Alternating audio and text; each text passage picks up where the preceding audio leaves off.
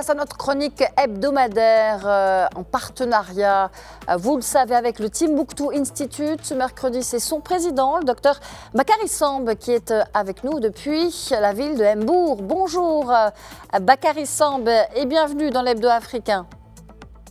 Bonjour et merci de l'invitation. Alors cette semaine, les 23 et 24 février, Washington a accueilli un nouveau round de discussion sur le Sahara marocain, le troisième en moins d'un mois après Madrid. Alors les États-Unis, on le voit, accélèrent le rythme dans ces négociations. Comment est-ce que vous analysez cette intensification diplomatique américaine sur ce dossier ? Oui, cette intensification est un fait marquant et objectivement quand même un succès diplomatique. Et il y a eu ces premiers rounds dont vous avez parlé, mais aujourd'hui, ces rounds qui ont été pilotés directement par l'émissaire de Donald Trump pour l'Afrique, avec l'appui de l'ambassadeur américain à l'ONU, Mark Waltz, et de l'envoyé spécial de l'ONU, Stéphane Missoua, que vous connaissez. Donc le format quadripartite quand même est inclusif et à mon avis une avancée structurelle.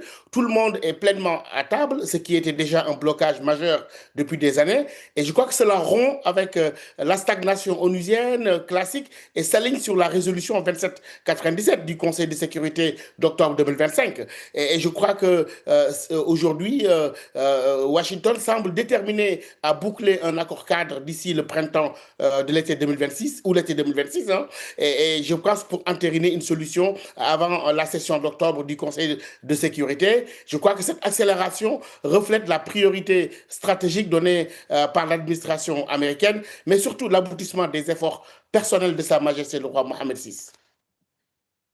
Alors, une configuration quadripartite inclusive avec des sources qui évoquent des discussions sur l'architecture politique de la future autonomie avec la ville de Laâyoune comme potentielle capitale de la région. Le plan d'autonomie marocain, révisé en une version plus détaillée, semble central dans ce schéma. Quelles sont les avancées concrètes que vous observez sur ce dossier ? Ouais, je crois que le plan d'autonomie marocain, initialement présenté dans les années 2007 sous forme assez générale, a été révisé en profondeur. On parle désormais d'un document technique d'environ 40 pages présenté à Madrid, approfondi à Washington. Et ce texte aujourd'hui détaille l'architecture politique. Et je crois que, comme on en parlait dans des éditions précédentes, parmi les éléments concrets discutés, Laâyoune comme capitale administrative et symbolique de cette région autonome, ce qui signifie sur le modèle du développement des provinces du Sud qui a été lancé depuis 2015 avec des investissements massifs en infrastructure. Je crois que les échanges portent aujourd'hui sur des points techniques qui vont encore donner plus de concret à ce dossier. Et le débat n'est plus le principe d'autonomie lui-même, mais surtout les modalités précises d'une autonomie étendue sous souveraineté marocaine. Mais le fait que les négociations se concentrent aujourd'hui sur des détails institutionnels marque véritablement un progrès tangible. On affine une solution réaliste plutôt que de la bloquer idéologiquement comme le voudraient certains.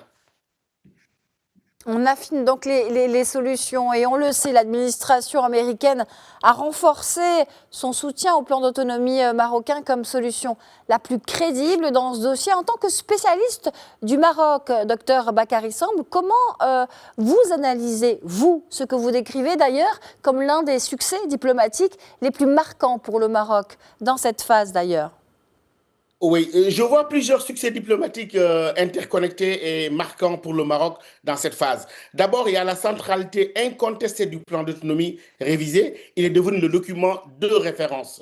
Et plus de 30 pays ont ouvert des consulats dans les provinces du Sud. Et maintenant, Washington est en train d'accélérer tout cela pour en faire le socle d'un accord cadre avec une possible résolution finale de l'ONU. Ensuite, je crois qu'il y a l'inclusion de pays comme l'Algérie dans ce format quadripartite qui était inédite quand même à mon avis depuis des décennies. Rabat a en fait réussi grâce à sa diplomatie patiente, investissement au Sahara, alliance en Afrique et en Europe et investissement personnel de Sa Majesté a forcé quand même à pousser une négociation directe avec l'Algérie sous pression américaine. Et je crois que le développement socio-économique massif aujourd'hui des provinces du Sud rend aussi l'autonomie plus tangible et attractive sur le terrain. Cela dit, les défis subsistent, mais je suis sûr que que le succès diplomatique de Washington signe, à mon avis, un élan irréversible et consolide encore une fois une évidence géopolitique, la marocanité historique et naturelle du Sahara.